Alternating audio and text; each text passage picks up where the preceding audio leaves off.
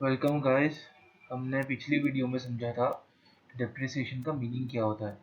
इस वीडियो में हम समझेंगे कि two types of depreciation method कौन सी होती है। Okay.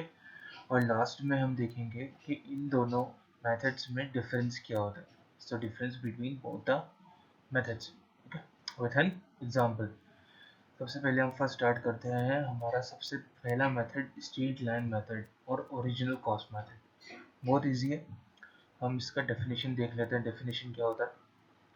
So definition is fixed cost depreciation method where the expense is spread out evenly over an asset's useful life. इसका सीधा सा मतलब यही है कि जो डेप्रिसिएशन का कॉस्ट है वो हर एक साल में सेम लगने वाला है through out the life of the asset. मतलब जितनी लाइफ होगी एसेट की उतनी लाइफ में जो एसेट का जो डेप्रिसिएशन का कॉस्ट है वो इक्वल रहेगा। डेप्रिसिएशन का कॉस्ट चेंज नहीं होने वाला है। एसेट जितनी वैल्यू से गिरेगा वो सेम होगा।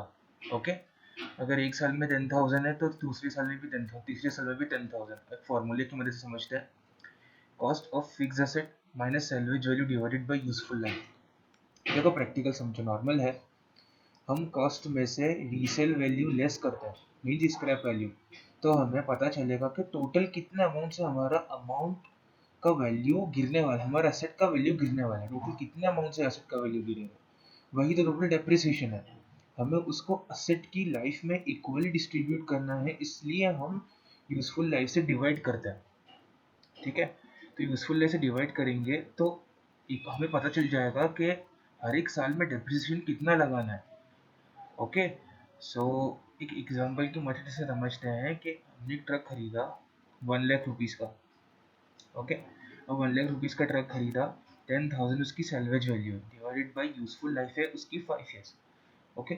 सो इस फॉर्मूले से आपको पता चलेगा कि डेप्रिसिएशन कितना निकलने वाला है हर साल। तो फर्स्ट ईयर डेप्रिसिएशन 18,000 निकला। ओके। अब इसका परसेंटेज निकाले तो 18,000 divided by cost of fix asset, क्योंकि 18,000 जो डेप्रिसिएशन वो कॉस्ट पे लग रहा है, इसलिए 18%। ओके। अब ये 18% डेप्रिसिएशन जो है ये ओरिजिनल कॉस्ट पे लगेगा, क्योंकि इस मेथड का नाम ओरिजिनल कॉस्ट भी है। 18% on the original cost which is 1 lakh. Depreciation will be calculated on original cost, which is 1 lakh with 18% rate of depreciation. ये हर साल सेम लगने वाला है, क्योंकि स्ट्रेट लाइन मेथड है। इसमें डेप्रिसिएशन की वैल्यू चेंज नहीं होगी। एक साल में 18,000, हर एक साल में 18,000 लगने वाला है। ठीक है, चेंज नहीं होगा। चार्ट जो आपको दिख रहा होगा इसमें दिख रहा है कि इक्वली डेप्रिसिएशन कम हो रहा है हर साल में। और जो WDV का अमाउंट है वो फर्स्ट ईयर के एंड में 82,000, 64,000, 46,000, 28,000 और लास्ट में जो इसकी वैल्यू बची वो 10,000। हर साल का डेप्रिसिएशन माइनस करने के बाद जो लास्ट में वैल्यू बची वो 10,000, और 10,000 में कंपनी इसको सेल कर देगी ट्रक को। ओके।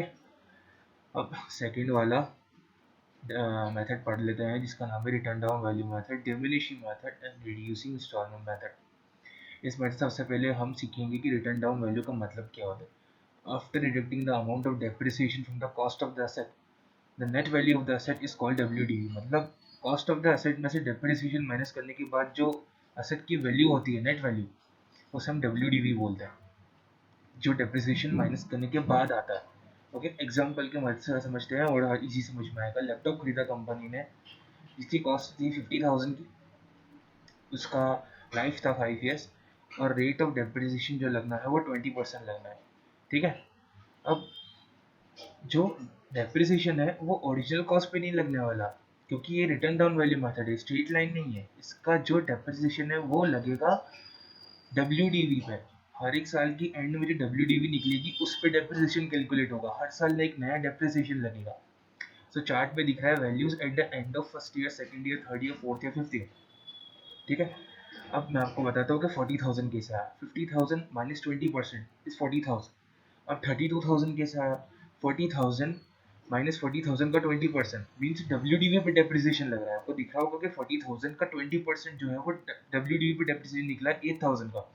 सो 40,000 माइनस 8,000, 32,000। ओके।